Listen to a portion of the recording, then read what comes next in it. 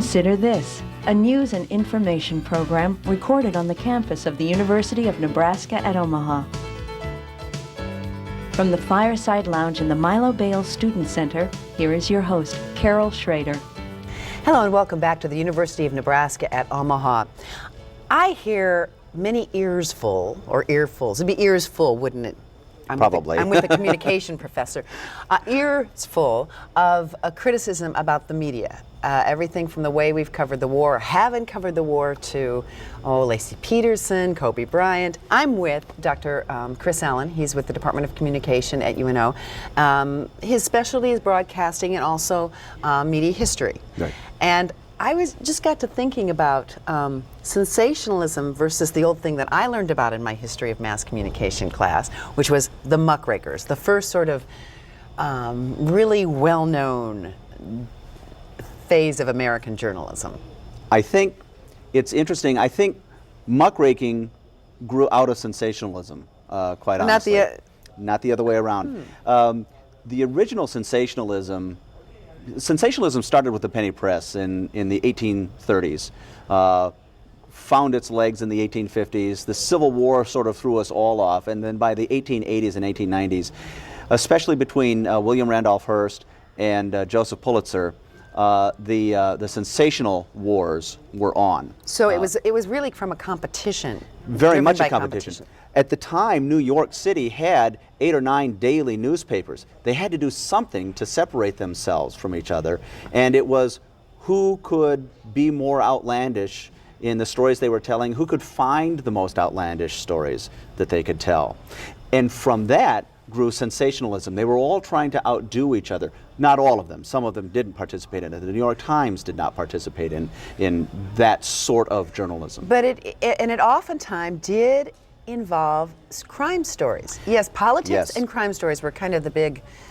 Scandal and crime stories. Okay. Political stories really went to the back burner because, in fact, one newspaper on one day said, we feel the news from Congress would not interest any of our readers today. I've had several television news directors that have told me that, but yes, which is a whole other...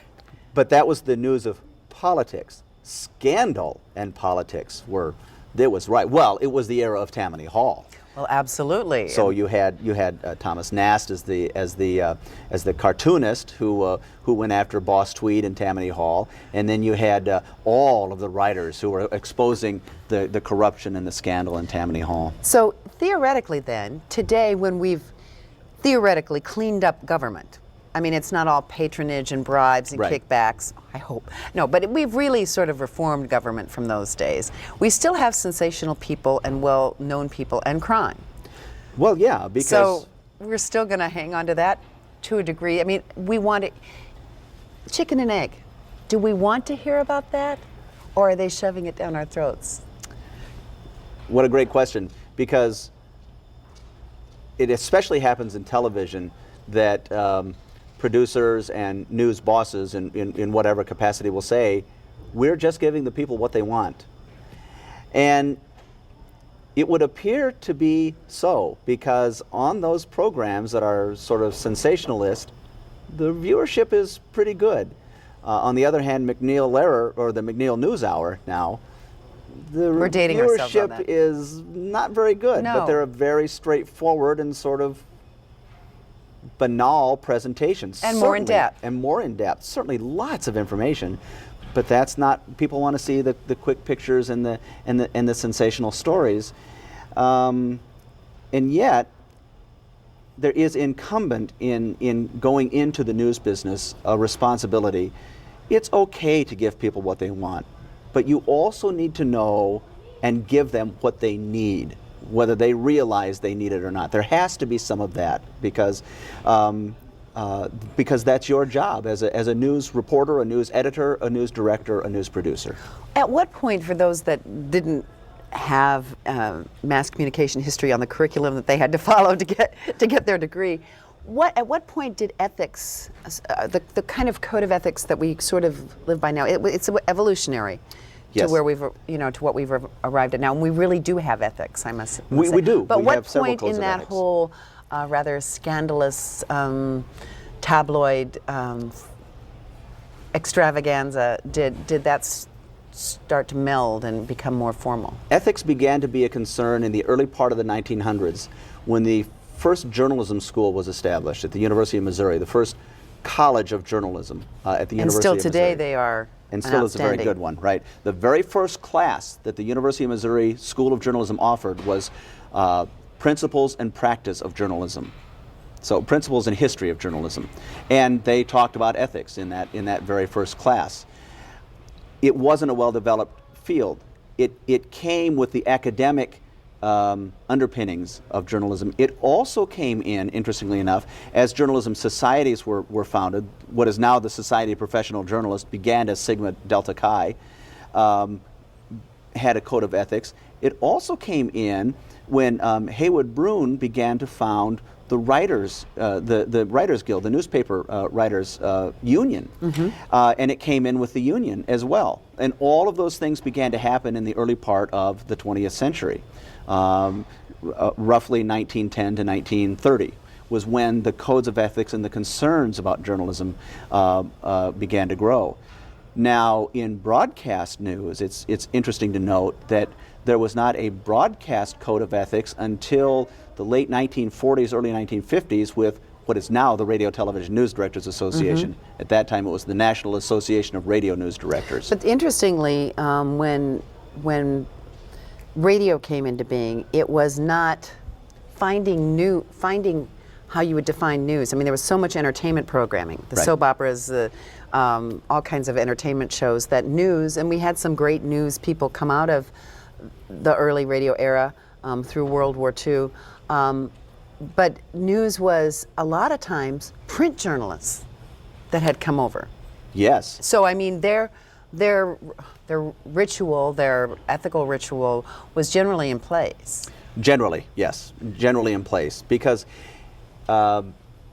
Yes, because early on there were no radio news courses. If you wanted to be a journalist, you went to journalism school and sort of by accident got into radio. I mean, it was, I needed a job, there was no newspaper jobs. Or the times changed and radio became an option, and it happened kind of It happened. quickly. It happened evolutionary, right? And it happened within journalism schools that were already teaching ethics. You know, you didn't have a separate ethics course for radio and for newspaper. You just took the ethics But still, course. the ethics were never, as a course, as a backbone of journalism schools, whether it was first print and then radio and then television, they never gave those up. Those were always there. They were always there. Okay, right. so back then we had, you said, the penny newspaper, penny press, penny press, and certainly whatever the rags were of the day were considered the rags. In other words, the ones that would give you the more sensation. And then you said the New York Times always was a little more staid. Yes. I don't know if it was because of ethics or just because of tradition. It was just the philosophy of the editors back then. But then people knew what they were reading, didn't they? I mean, did they know that if they read the New York Times, generally, that it was a certain brand? Yes, that's exactly right. And many people read more than one newspaper. I mean, Omaha at one time had 5 newspapers, and people would get a morning paper and an afternoon paper published by 2 different companies and would sort of triangulate on the news. And so, you know, you were sensational, but you also had to have, I mean, there had to be some truth in the newspapers. And as the competition began to evaporate, as Omaha got down to 4, 3, 2, and 1 newspaper eventually, there's no reason for the Omaha World Herald to sensationalize anymore. There's no competition for them in town. Now with television, we have 3 TV stations that do a 10 o'clock newscast. 4 TV. Well, one's at 9 o'clock. One's at 9 o'clock. Well, so we have 4 television stations doing a late evening newscast. They need viewers, and they're in competition for those viewers, and especially at 10 o'clock where they're dividing the audience between 3 stations. So there you begin to get into a little more of, how do we punch this story up? How do we make it better than 6 is doing it? Or and a lot 3? of times it's the so-called teases, the advertising ahead of the newscasts, or even a week ahead in terms of special reports and whatnot. And that sometimes is where it's a little more even sensational than the story itself. Interestingly, in some markets, in the very, very competitive markets, the large markets, it's somebody from the promotions department who writes the teases, not from the newsroom. Yeah, that causes me some problem. That causes me a lot of problems. I understand. Okay, let's take some of the things that have happened in the last year, and let's start, and we don't cover this so much locally. We had, and are still in the aftermath of a war in Iraq. Right. And I found an interesting phenomena, and it was more on the local level than the national level, although in the early days of the war it was the national level. I don't consider myself anti-patriotic, but people were wearing flags on their lapels and things, and something that in my days in nightly broadcast news that we just didn't wear. I didn't wear a cross because I was a Christian, because it was just another sign that I'm coming from a certain perspective. Exactly. Did you feel uncomfortable sometimes that we're all in this together, and we are in a sense, and we wanted to have some sense of unity, but I found it in the newscasts quite heavily as opposed to the first Gulf War. It was a lot more present in this one. I think because of the aftermath of 9/11. I think 9/11 set that whole mood, and also maybe in the aftermath of Vietnam. I think there's part of that, right? Because the first Gulf War was a surprise attack. We didn't kind of feel it coming. We didn't see the buildup. We didn't see the troops moving, and our own, reserves and guard and active duty units moving, over there. But one thing we didn't want to do was do what we did to our troops in Vietnam. Well, exactly, and I think there was a lot of care taken about that amongst the news organizations and among a lot of groups too, I think. But I think what bothered me even more than the lapel pins, or even in the the lower corner of the television screen, the little waving flag or whatever it was, that it sets a tone for a fear that maybe you're not going to get the whole story. But what also bothered me was some of the blatantly jingoistic language that really doesn't belong in a newscast. And we've really been sliding toward that because there is a lot of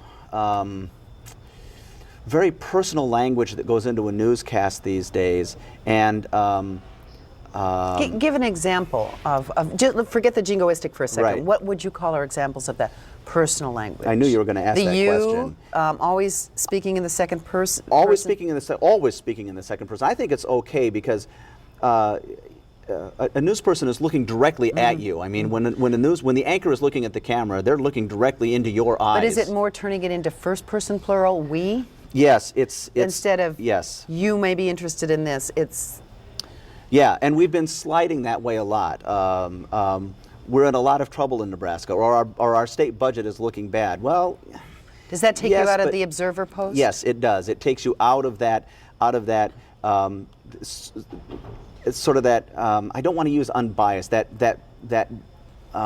balanced, viewpoint that good news people really try to maintain. But the consultants have found that magic thing that if you can make the people sitting out in front of that square box imagine that you are feeling the way they are, and that you're of like mind, then they will feel more attuned with you. And it is a different medium than the print. It's very different. But we are, we are.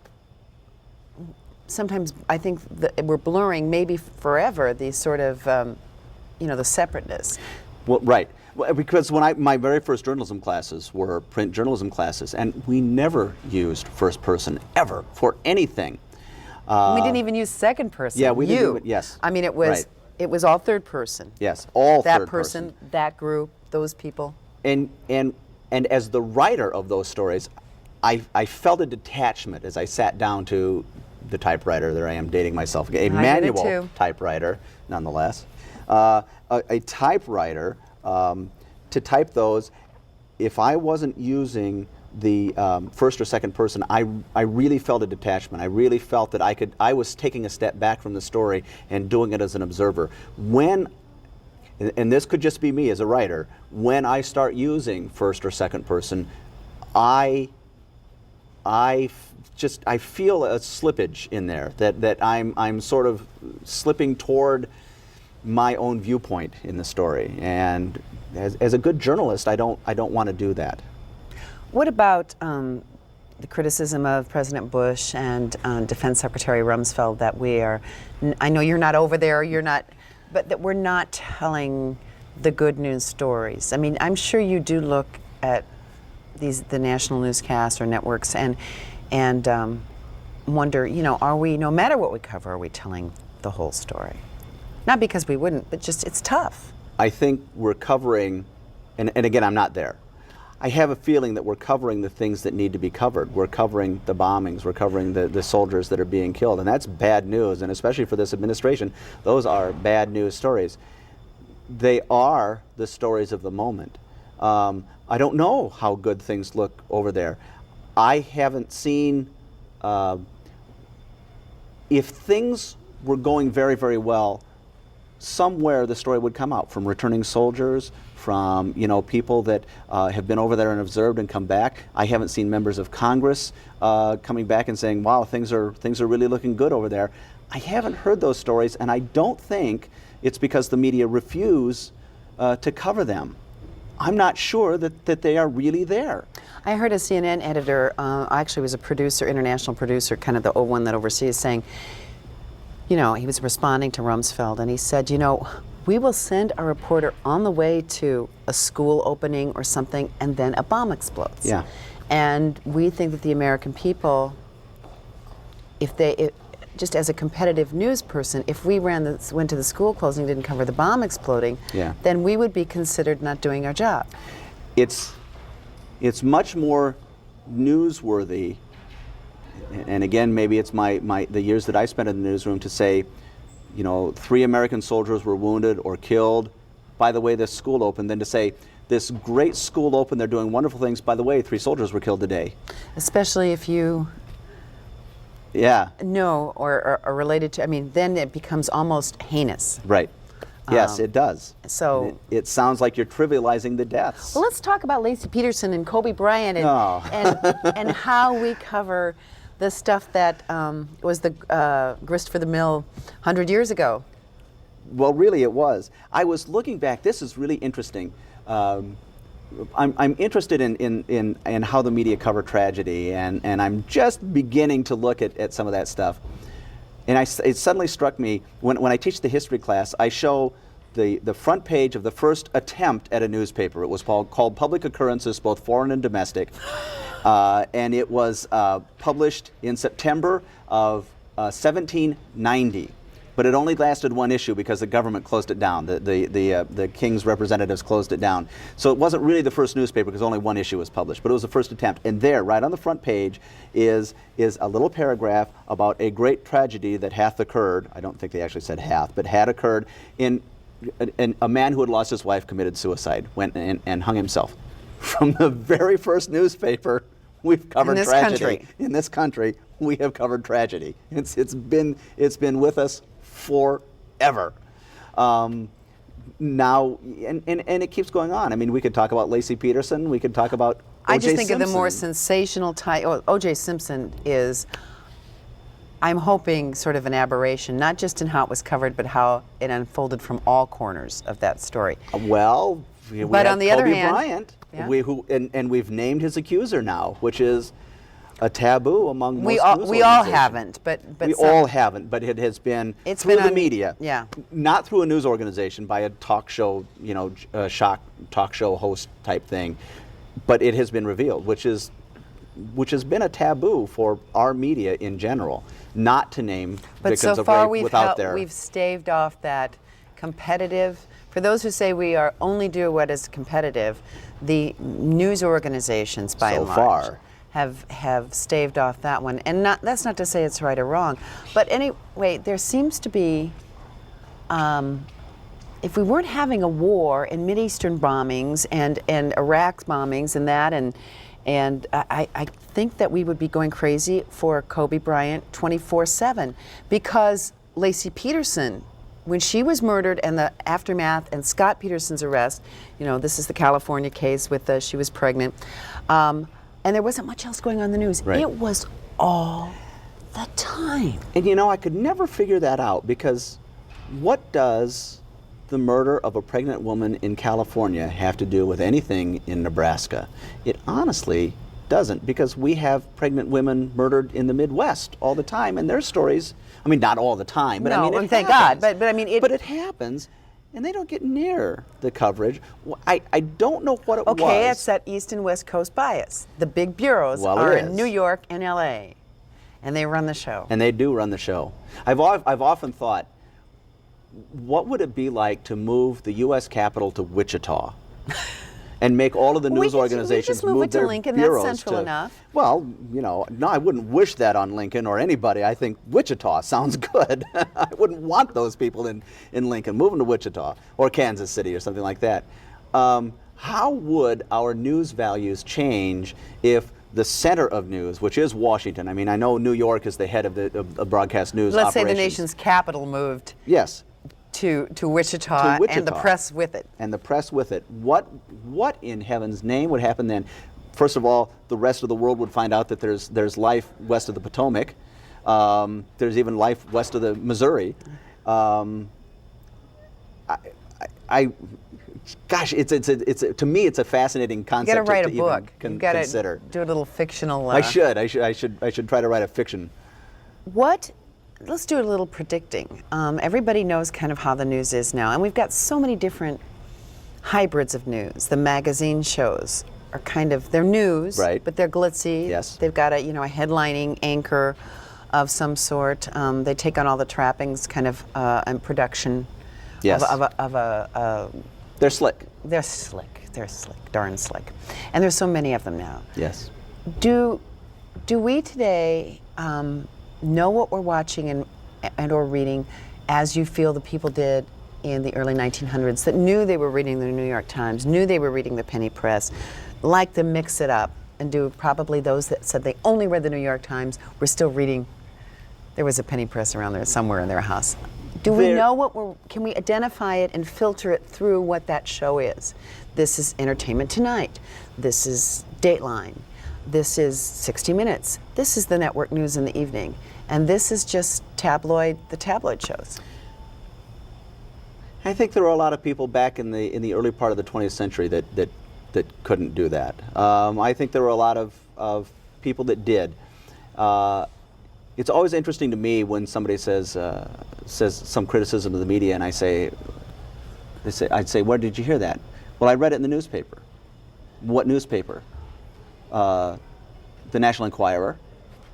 That's not a newspaper. That's entertainment. Occasionally they will stumble into a bona fide Well, occasionally story. they do, but people confuse the media. The National Enquirer is not a bona fide newspaper. And Are you just being a snob? I am. I'm being a snob, and I'm going to be for a few minutes here. And the magazine programs are not always a news program. They're a feature. They tug at the heartstrings. They tell about a little boy who's got a terrible disease, and or the the whole twins town, that are or the the Siamese two twins that are towns. being separated. Although that's a fascinating story. Yeah. I mean, that's medical. So there is some, because there's so much in those stories. The emotion. Right. A really good storytelling. It's a story. It's using the elements of entertainment television programs to tell a news story. And at the heart of it, there's nothing wrong with it. I mean, the New Yorker does things like that. Time Magazine will do things like that on some of their long feature stories.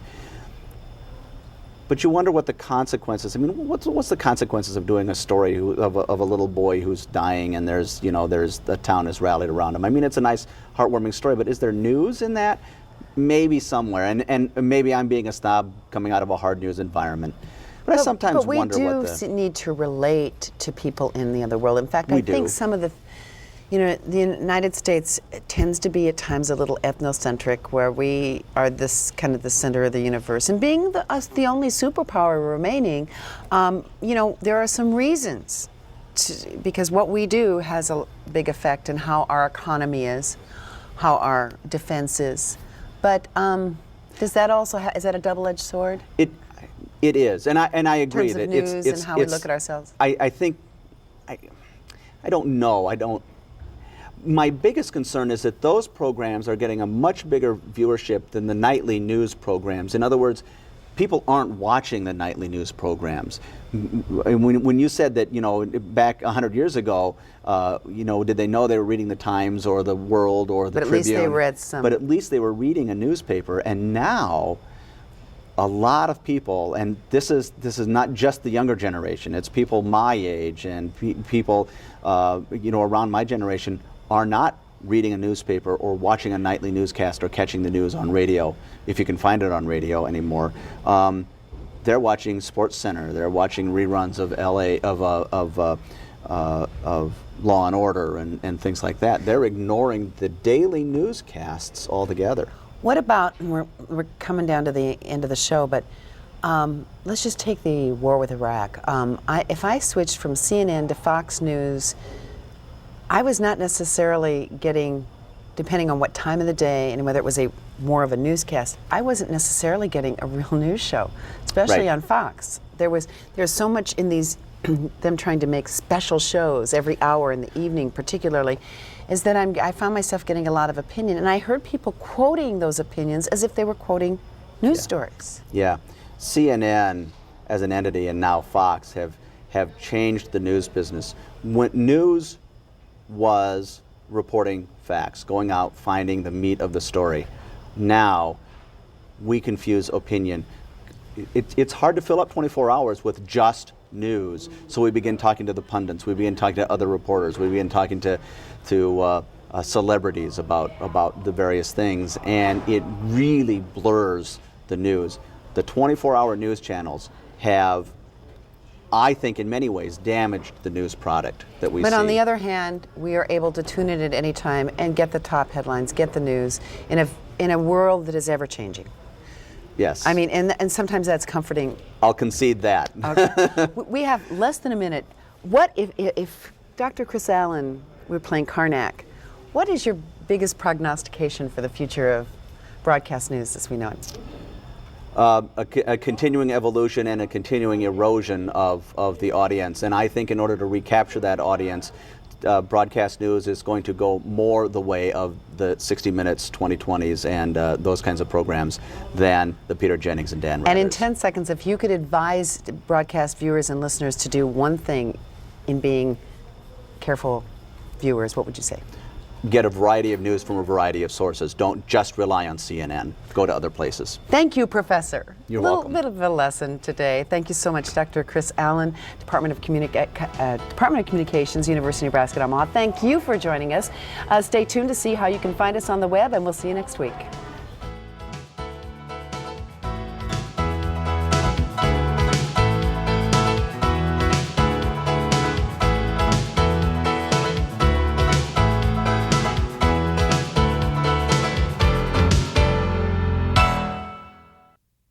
To view this edition of Consider This or past programs, visit our website at unotv.unomaha.edu. For comments or questions, call 402-554-2516 during regular business hours.